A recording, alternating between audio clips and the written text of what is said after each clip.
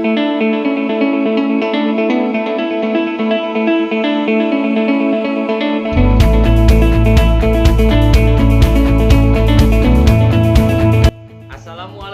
warahmatullahi wabarakatuh. Bertemu lagi dengan saya Rian Cahyawiguna, CGP Angkatan 11 Kabupaten Sukabumi. Tempat bekerja di SD Negeri 3 Jampang Kulon, Kecamatan Jampang Kulon, Kabupaten Sukabumi. Pada kesempatan kali ini, saya akan melaksanakan wawancara kedua kepala sekolah. Yang pertama, Ibu Heli Rosdiawati sebagai Kepala Sekolah SD Negeri 3 Jampang Kulon. Dan untuk narasumber kedua, yaitu Bapak Budiman Avanti sebagai Kepala Sekolah SD Negeri Cengkareng.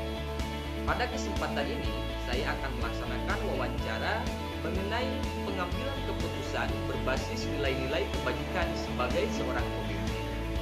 Untuk itu, selamat menyaksikan dan salam guru penggerak, tergerak, bergerak, dan menggerakkan. Assalamualaikum warahmatullahi wabarakatuh. Ibu sehat, Bu? Alhamdulillah kalian. Bagaimana kalian sehat? Alhamdulillah, Ibu masih diberikan kesehatan dan semangat. Harus semangat ya, karena ini harus selesai. Amin, amin ya, Bu. Selesai. Dari Ibu dan khawatir karena kalian ya membagi waktu dari antara kewajiban yang pokok mengajar dengan kewajiban yang lain ini. Tapi alhamdulillah sampai saat ini kalian semua sebaik-baiknya.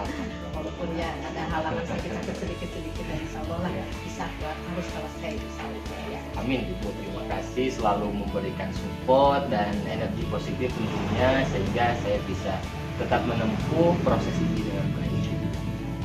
Nah, Ibu, untuk kesempatan hari ini saya mohon izin sebelumnya, Ibu, karena kebetulan saat ini saya sedang menjalankan ataupun sedang menyelesaikan tugas di modul 3.1. Ini berkaitan dengan pengambilan keputusan. Nah, kebetulan saya ditugaskan untuk mewawancarai kepala sekolah. Dan mohon izin Ibu, saya mengganggu waktunya. Mudah-mudahan Ibu berkenan dijadikan narasumber oleh saya, Bu.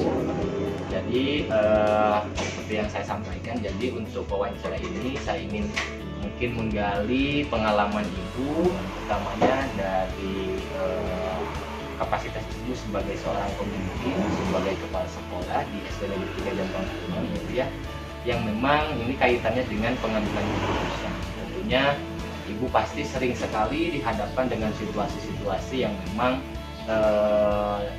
berbenturan dengan dilema, Bu. Dilema. Jadi memang keputusan yang dilema, yang dilema, Bu. Ya. Artinya sangat membingungkan mungkin ya, Bu, ya. Jadi memang untuk modul ini pengambilan keputusan yang memang dihadapkan dengan dilema etika, Bu. Nah, mungkin Ibu bisa berbagi pengalaman khususnya untuk saya, Bu, juga mungkin untuk teman-teman yang lain. Mungkin Ibu bisa menceritakan satu kasus saja ataupun kalau Ibu berkenan ya, Bu, ya, yang berkaitan dengan dilema etik gitu. Oh, yang di sini di Kampung Tiga itu sebetulnya masyarakat itu masyarakat, tapi di lingkungan karena memang orang tuanya itu keadaan ekonominya dari menengah ke bawah, tentunya itu banyak sekali dilema sebetulnya untuk pihak sekolah gitu ya. Bukan kebetulan, tapi mungkin ada beberapa. Salah satunya mungkin karena ada beberapa siswa kasusnya itu dari rumah tangga itu. Satu, kebanyakan orang tua yang tidak dan juga anak-anak berdekatan dengan pesantren, otomatis pesantren yang ada di sekolah, di dekat sekolah kita itu menginginkan anak-anak itu selain pesantren di sana juga sekolah secara formal, jadi masuk ke SD. Kebanyakan di pesantren juga ada anak-anak yang putus sekolah asalnya, mungkin dari sekolah yang mana pindah kemana, karena memang itu faktor dari keluarga. Karena memang kebanyakan anak-anak yang masuk di sini dari pesantren itu orang tuanya itu tidak ada di sini. Mungkin mereka asalnya tinggal dengan neneknya atau mungkin pada keluarga yang lain, yang pada akhirnya mereka menyerah, akhirnya dititipkan di pesantren. Nah, ada dilema etika di sini itu ada salah satu siswa itu udah sebetulnya itu usianya udah mungkin lebih dari 11 tahun, tapi karena memang dia mengharuskan harus selesai karena kita itu kan berbenturan dengan wajar di kelas katanya bahwa anak-anak itu harus selesai setidaknya yang pertama anak bisa menyelesaikan sekolah di sekolah dasar. Nah, anak itu pas masuk ke sini itu dia terakhir sekolah itu di kelas 4. Tetapi pimpinan pesantren itu menginginkan anak itu harus sekolah minimal mempunyai ijazah SD. Akhirnya kami kerjasama. Nah, dengan situasi kondisi mereka, pihak sekolah juga banyak memaklumi. Walaupun aturannya harus seperti apa, tapi karena memang situasi kondisinya, yang namanya juga anak-anak tanpa bimbingan orang tua, kadang-kadang sekolah, kadang-kadang tidak. Kehadirannya pun kadang-kadang tidak seperti anak-anak yang lain. Karena mungkin di pesantren juga ada program yang lain, ada apa. Nah, itu dilema bagi sekolah. Yang seharusnya anak-anak itu absennya itu harus full misalnya, kecuali sakit. Tapi anak-anak yang dari sana itu kadang-kadang tidak sakit itu mereka tidak masuk sekolah. Sedangkan program ataupun kurikulum target kurikulum harus tercapai. Nah, itu dilema. Di samping kita juga terbentuk dengan aturan anak-anak harus lulus, harus naik kelas, tapi juga kadang-kadang anak tidak bisa menyelesaikan tugas mereka untuk mencapai target kurikulum itu. Nah, disitulah dilema untuk kita. Pada akhirnya bingung pada akhirnya ya daripada anak-anak itu tidak sekolah ataupun kalau kita terlalu keras kepada mereka mungkin akan bagaimana dengan pendidikan. Setidaknya kita disitulah jiwa kita itu bukan apa, jadi dilema itu antara aturan dengan keadaan. Tetapi kita punya tujuan bahwa anak ini harus selesai sekolahnya, itu mungkin disebut dengan dilema itu. Tapi pada akhirnya sekolah ya bisa guru-guru yang harus memberikan sedikit kebijakan berbeda perlakuan pada mereka karena mereka juga kita pengganti orang tua. Kadang-kadang mereka datang ke pesantren orang tua. Nah, kita lah yang guru ini yang menjadi orang tua pengganti mereka. Yang paling utama itu mereka harus mau sekolah, harus selesai, walaupun absennya, walaupun kehadirannya, ataupun memang pencapaian keberhasilan dalam pembelajaran juga kurang dari anak-anak yang notabene anak yang full sekolahnya.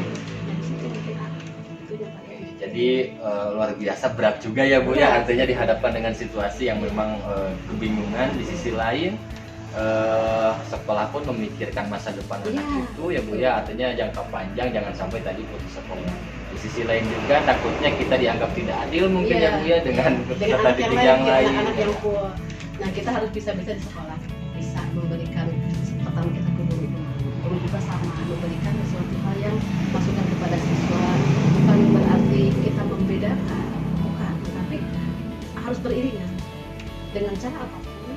Walaupun misalnya mungkin ditambah dengan tugas di luar atau diberikan lagi tugas tambahan selagi mereka mau sekolah, apa yang misalnya yang belum mereka capai atau belum tuntas diberikan tugas lain supaya dengan cara yang sesederhana mungkin anak-anak itu bisa mencapai ketuntasan belajar. Jadi sama guru juga di samping memberi kebijakan kepada siswa yang ini memberikan pengertian kepada siswa. Sebetulnya jangan agak sulit, tapi memang itu kenyataan dilema yang harus selesai semuanya biar beriringan. Jadi kebijakan yang diberikan juga tidak toh diberikan begitu saja ya Bu ya, tapi ada mungkin prasyarat ataupun syarat yang harus dituntaskan. Nah Ibu, mungkin saya lanjutkan ke pertanyaannya Bu ya. Nah untuk kasus-kasus yang memang dihadapi yang khususnya berhubungan dengan dilema etika, untuk menjalankan peran sebagai seorang pemimpin dalam pengambilan keputusan yang Ibu laksanakan ini, apakah memang keputusan itu diambil oleh Ibu sebagai seorang kepala sekolah atau ada cara yang dilaksanakan atau tahapan yang dilaksanakan? Apa melibatkan yang lain atau? Iya, ada tahapan. Kan ini berawal dari kasus-kasus anak-anak yang dari pesantren atau dari rumah tangga yang itu. Kita Ibu sebagai kepala sekolah, sebagai pimpinan di sini tidak notabene mengambil keputusan sendiri, tidak. Kita akan mempelajari dulu ini kasusnya apa, keadaannya apa. Ketika mereka masuk ke sini dari pihak anak yang dididik pimpinan pesantren juga kan mereka memberikan kita pelajari dulu bagaimana siswanya, bagaimana orang tuanya, karena bisa masuk ke pesantren sini sampai kita mencari informasi itu anak terakhir sekolah di mana. Itu sebetulnya itu banyak melibatkan orang masuknya saja itu banyak melibatkan orang lain. Belum belajarnya, belum proses belajarnya. Ketika masuk berpindah saja itu memerlukan komunikasi dengan yang lain. Kita mencari informasi anak kita terakhir sekolah di mana, ya, mencari informasi sampai kita mungkin karena mungkin dimudahkan juga dengan sekarang akses internet, akses melalui media sosial gitu ya. Jadi kita mencari informasi itu melibatkan tidak hanya ibu saja, dia melibatkan juga selagi dari masyarakat, dari siswa itu sendiri, apalagi dengan guru-guru. Apapun tindakannya, permasalahan selalu dilakukan bersama-sama. Jadi ada kolaborasi juga ya Bu ya.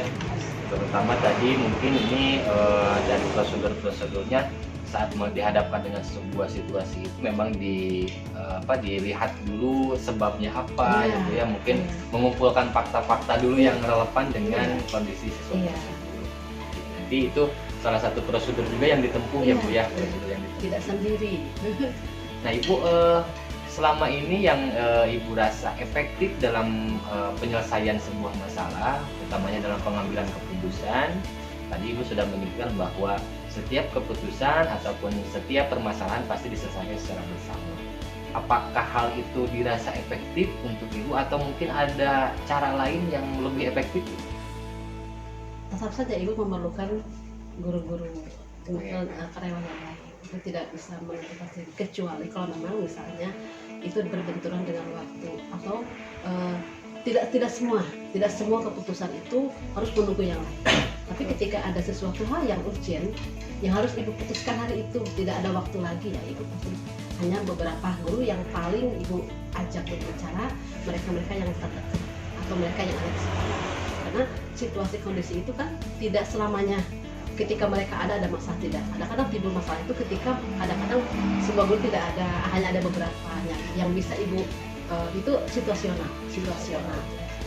Kalau menurut Ibu nih untuk pengambilan keputusan secara bersama, artinya melibatkan PTK ataupun guru-guru yang lain, utamanya dalam pengambilan keputusan yang berbenturan dengan dilema etik, misalkan dengan kasus yang tadi, itu menurut Ibu membantu Ibu atau tidak Bu? Dari misalkan pandangan dari guru yang lain gitu. Sangat membantu. Karena Ibu tidak bisa memutuskan sendiri.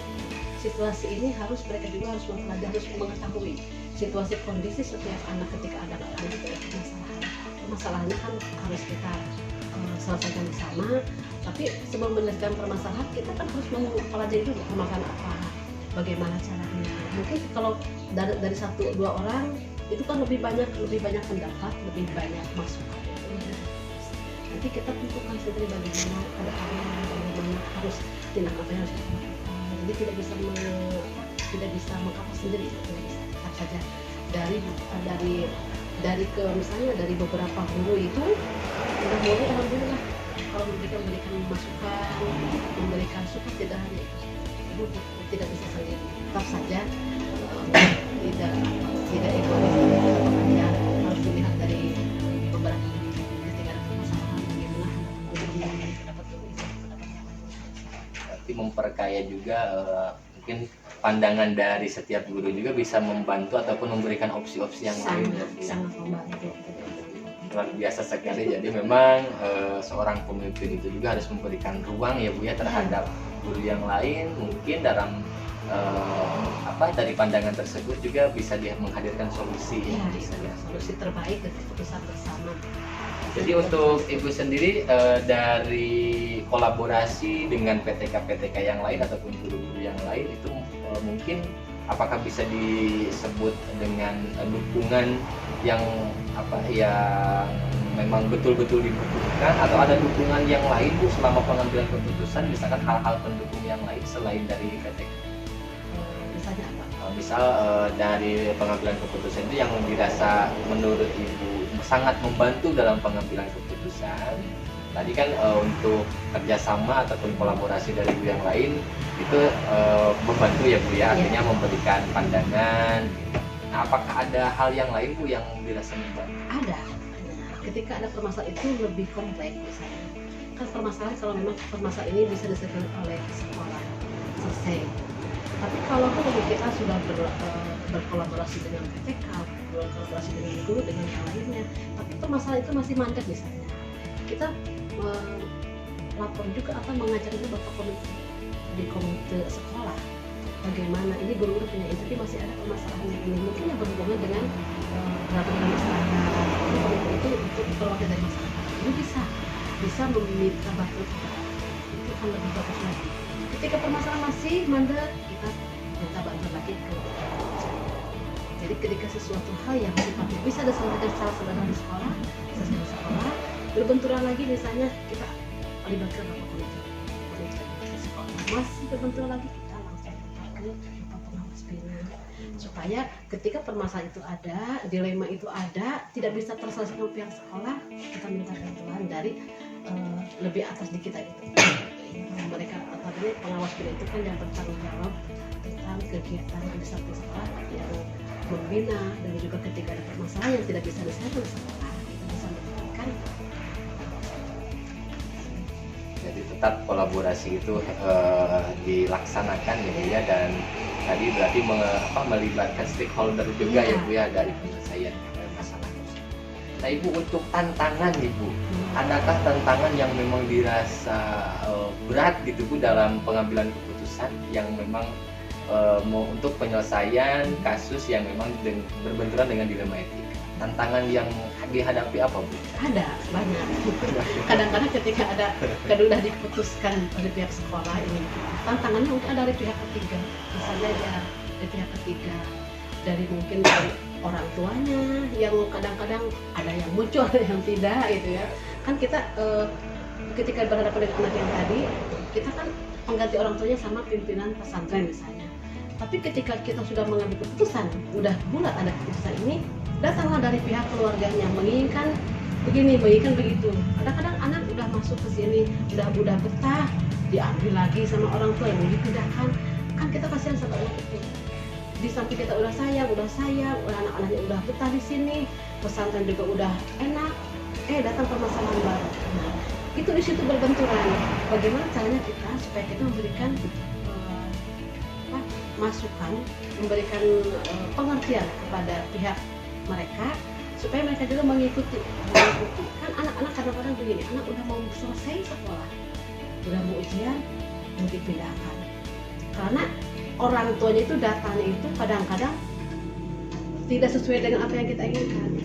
Sangat luar biasa sekali Bu, ternyata memang banyak sekali ya Bu ya tantangan dan keputusan itu memang betul-betul harus diambil tetapi juga harus dengan penuh pertimbangan gitu. Terkadang tadi kata Ibu saat sudah diputuskan pun ada saja misalkan yang memang tidak mengerti ataupun tidak paham padahal mungkin keputusan yang diambil itu sudah betul-betul kita diperjuangkan ya Bu ya, memilih yang terbaik dari yang baik gitu ya Bu ya. Melihat dari berbagai sisi ya. Dan itu kadang-kadang karena memang dilema aturan dengan kenyataan dan juga dengan tantangan itu sebetulnya kadang yang sudah diputuskan pun yang menurut kita baik belum tentu menurut orang lain gitu ya. Biasa sekali. Baik Ibu, ini mungkin sebagai closing statement juga ya ataupun ini berbagi pengalaman baik Ibu selama perbincangan dari awal Ibu ya sampai sekarang nih udah mau penghujung Ibu. Dari semua yang telah disampaikan mungkin ada pembelajaran ataupun sesuatu yang bisa dipetik dari pengalaman Ibu yang bisa dibagikan mungkin Ibu dari segi pengambilan keputusan itu yang baik harus seperti apa? Kita hidup itu tidak pernah lepas dari masalah. Kita kerja di manapun, mau di rumah, mau di sekolah, tidak terlepas dari kebijakan. Kebijakan itu kan timbul satu kebijakan sesuai dengan aturan, ada juga kebijakan dari perasaan karena kita kondisi ya, dan kebijakan dari perasaan kita sendiri. Jadi ketika kita mengambil keputusan, kita jangan melihat dari satu sisi saja. Tetap saja keputusan diambil itu satu harus didukung, dengan orang-orang kalau sekolah berarti dukung. Jadi termasuk faktor-faktor penyebab anak itu tetap aja itu harus berkolaborasi. Nah, ketika kita mengambil keputusan, tetap kalau aturan harus ini, tapi aturan harus A misalnya, tapi keputusan itu harus C, kita harus mengambil B. Dan dari ketiga itu tetap aja semuanya harus dipakai. Nah itu yang sebenarnya yang sulit, tapi insya Allah diselesaikan kalau secara baik-baik, secara memakai perasaan juga, tapi tidak hanya perasaan, memakai aturan juga sama, supaya semua faktor itu yang terjadi itu dari dilema itu bisa diselesaikan secara baik-baik. Jadi tidak hanya orang memutuskan itu, tidak hanya aturan, tetapi saja kebijakan secara hati dan perasaan juga tidak boleh diselesaikan. Karena tujuannya itu tujuan tadi, kalau memang selesai tadi, anak itu harus selesai sekolahnya. Padahal dalam hati tidak perlu sekolah, dalam sekolah ini itu. Tapi jadi tidak semudah apa yang kita ingin. Ada rasa kepedulian juga ya. Rasa peduli, terus kita juga melihat sisi baik anak itu, sisi semangatnya mereka di sekolah, tapi dilemnya itu sampai sekolah itu salah satu jadi ternyata itu diambil positif, harus melihat dari supaya tujuannya itu terselesai. Terima kasih Ibu. Kalau boleh saya menyimpulkan, mungkin yang Ibu sampaikan tadi artinya dari segi pengambilan keputusan tidak mengutamakan perasaan saja ya Bu ya, ataupun misalkan logika kadang suka berbenturan ya Bu ya, tetapi pada intinya perasaan dan logika itu bukan sesuatu yang bertentangan, tetapi mungkin harus saling melengkapi ya Bu ya. Saling melengkapi Seperti itu. Luar biasa sekali Ibu, terima kasih atas waktunya. Mudah-mudahan pengalaman baik yang dibagikan bisa saya implementasikan dan juga bermanfaat untuk yang lain. Dan saya berharap nanti kalaupun saya dihadapkan dengan situasi yang memang berbenturan dengan dilema etika, saya bisa mengimplementasikan kiat-kiat baik dari Ibu tadi. Insya Allah bisa Pak ya. Amin, Semangat amin. ya. Terima kasih Ibu. Sama-sama. Sehat selalu Ibu. Amin. Mangga Ibu. Assalamualaikum warahmatullahi wabarakatuh. Assalamualaikum warahmatullahi wabarakatuh. Waalaikumsalam warahmatullahi wabarakatuh. Selamat siang Bapak. Selamat siang.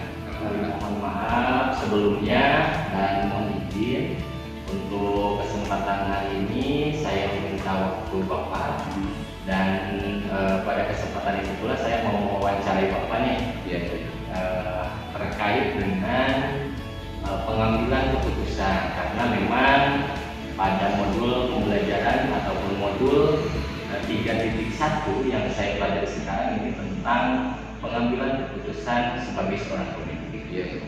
Nah, kebetulan Bapak di sini sebagai kepala sekolah, jadi mohon kiranya Bapak bisa berkenan saya jadikan narasumber, Pak. Siap-siap, insya Allah. Setidaknya kalau ada yang bisa saya bantu, insya Allah saya bantu.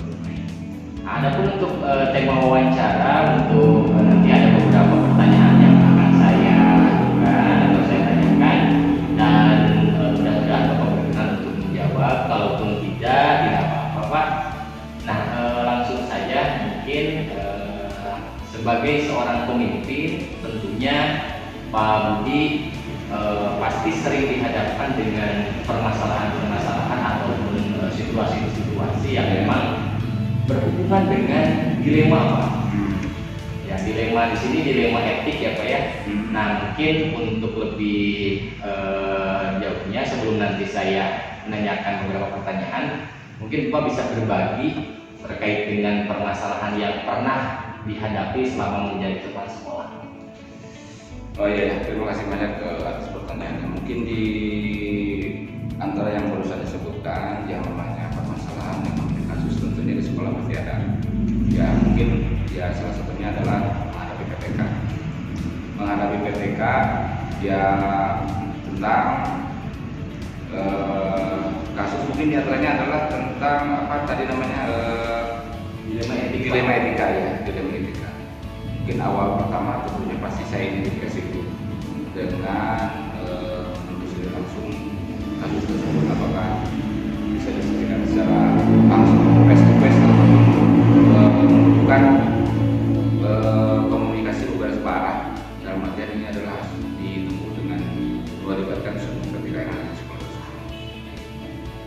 Baik Pak, saya lanjut ke pertanyaan yang pertama mungkin ya. Tadi berkaitan dengan permasalahan yang berhubungan dengan dilema etik. Nah, adakah atau cara Bapak nih dalam mengidentifikasi kasus-kasus yang mungkin bisa diklasifikasikan ini kasus ini berhubungan dengan dilema etik atau tidaknya, itu bagaimana cara mengidentifikasinya? Ya, untuk identifikasi terhadap hal tersebut adalah dengan melihat kepentingan kasus tersebut apakah berhubungan dengan hukum atau tidak. Kalau Berarti ditelaah dulu apakah berhubungan dengan hukum ataupun tidak. iya, betul.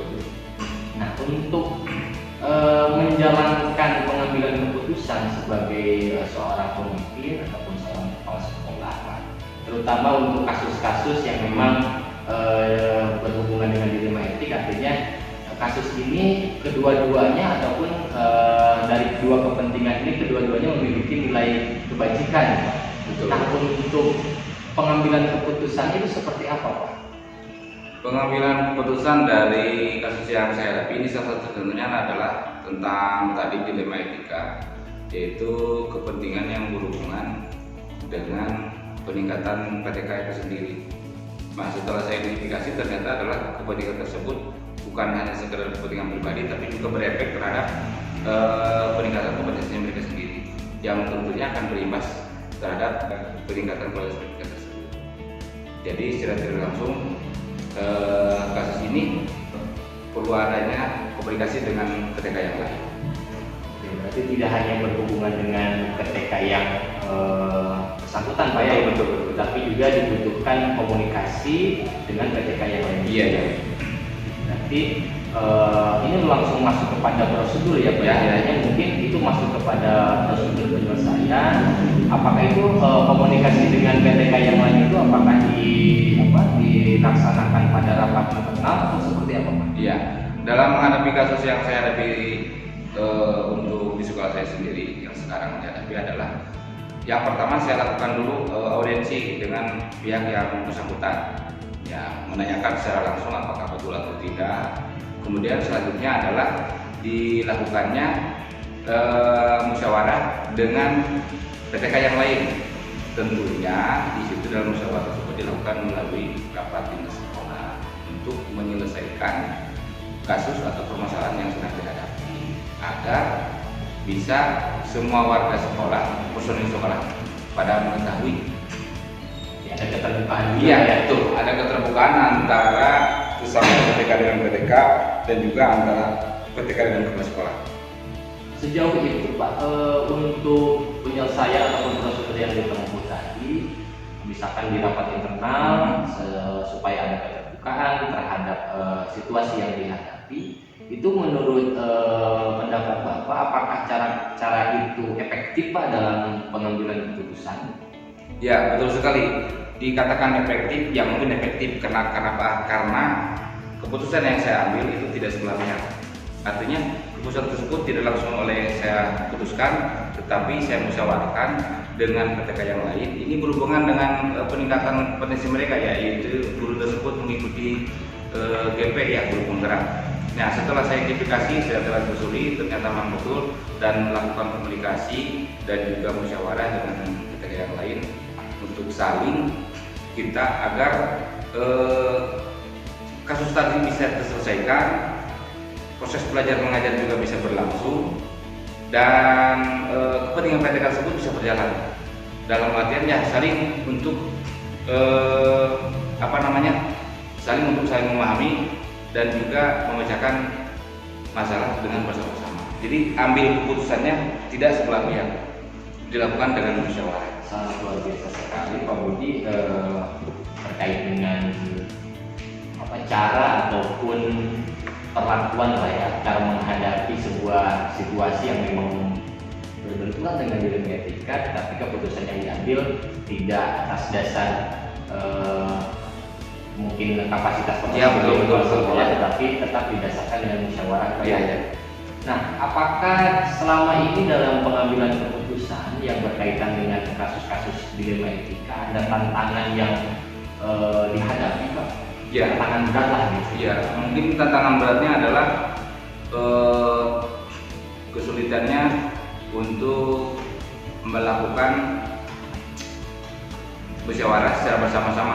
sebab mereka punya kepentingan masing-masing. Kemudian tantangan selanjutnya adalah bahwa kepentingan ini bahkan ada yang menganggap dari sisi PTK yang lain kepentingan pribadi. Tapi setelah saya jelaskan, setelah beri masukan, ternyata kepentingan akan berimbas terhadap sekolah kita juga, terhadap kepentingan sekolah kita. Jadi secara langsung bahwa tantangan tersebut muncul dari dalam lingkup sekolah tersebut, tidak ada tantangan yang dari luar. Jadi mungkin waktu pun masuk ke dalam tantangan, maksudnya untuk mengatur waktu ya, mengatur waktu untuk mengadakan pertemuan, termasuk mungkin ada persepsi yang memang notabene pasti berbeda setiap gitu Pak ya. Tapi sejauh ini mungkin Bapak sudah bisa menyamakan persepsi terlebih dahulu mungkin Pak ya untuk penyelesaian ataupun pengambilan keputusan. Nah untuk prosedur nih Pak, untuk prosedur penyelesaian tadi mungkin sudah disebutkan dengan adanya pertemuan ataupun rapat internal dengan PTK yang lain. Apakah ada tata cara yang lain Pak untuk penyelesaian permasalahan ini, ataukah memang bisa diselesaikan di saat itu juga, atau ada tahapan-tahapan yang harus dilaksanakan? Oh iya, untuk prosedur tentunya kita harus tempuh. Yang namanya suatu lembaga tidak bisa secara langsung diputuskan dari itu juga, harus datang hari itu diputuskan, harus prosedur dalam artian dijadwalkan antara keberadaan PTK yang kepentingan tersebut, yang punya hal tersebut dengan kondisi dan situasi yang ada di sekolah. Dalam artian tadi kan prosedurnya pertama kita audiensi, komunikasi, dan kemudian kita jadwalkan untuk melakukan rapat di sekolah untuk membahas tentang kasus yang dihadapi agar bisa terpecahkan secara bersama-sama. Terima kasih Pak. Nah ini masih ada pertanyaan Pak. Iya. Saya jadi lebih penasaran lagi Pak untuk pengalaman Bapak selama menjadi seorang kepala sekolah menyelesaikan masalah nih. Sejauh ini dalam pengambilan keputusan tentunya tadi Bapak melibatkan PTK yang lain. Nah selain itu ada faktor pendukung yang lain nggak Pak? Yang selama ini mungkin Bapak anggap mempermudah dalam pengambilan keputusan? Ya, faktor pendukungnya adalah motivasi dan juga support dari masing-masing PTK atau support dari PTK yang ada di sekolah tersebut. Itu menjadi dukungan yang paling baik karena mereka menyambut dengan baik tentang kepentingan dan juga kasus yang ada di sekolah. Hal ini kasus tersebut berhubungan dengan tadi etika ya. Dalam hal ini bahwa setiap PTK itu mereka menyadari sendiri. Nah, otomatis kalau menyadari sendiri muncul motivasi dorongan untuk kepala sekolah dan juga PTK yang lain bahwa setiap PTK itu punya kepentingan masing-masing. Namun kepentingan tersebut, kalau dilakukan dengan cara kekeluargaan, dilakukan dengan keluarga maksudnya di sekolah dengan musyawarah, otomatis secara tidak langsung akan merasa nyaman dan juga bisa terselesaikan di sekolah saya itu sendiri. Jadi intinya kalau ada permasalahan, baik Bapak pun membuka diri tentunya untuk semua PTK. Iya. Kalaupun ada permasalahan yang memang dihadapi, tentunya Bapak siap untuk istilahnya mendengar dan tadi lebih baik sesuatu itu dibicarakan. Betul. Nah Pak, dari apa yang telah disampaikan oleh Bapak, mungkin tadi pengalaman selama menjabat kepala sekolah, dari segi pengambilan keputusan, ini ada sesuatu yang bisa dipetik ya Pak? Yang mungkin ini pengalaman positif ataupun yang Bapak bagikan untuk khususnya untuk saya dan yang lain. Oh iya. Mungkin di antaranya yang pertama yang dapat kita petik ya salah satu kata, bicaralah yang baik, jangan berbisik. Dalam artinya kalau misalnya bicara yang baik, hasilnya pun akan menjadi yang baik. Kemudian yang kedua, segala keputusan sebagai pemimpin pembelajaran harus diambil secara mufakat. Jangan mengambil keputusan secara mufakat. Sebab kalau yang menjadi pihak itu nyaman yang baik. Kalau misalnya secara kita mufakat, semua akan terselesaikan. Tidak ada kata yang tidak bisa diselesaikan kalau diselesaikan secara bersama-sama. Ya, mungkin itu diantaranya. Kemudian selanjutnya pesan juga ya buat Bapak sendiri yang sedang melaksanakan kegiatan sekarang, mudah-mudahan lancar, sukses.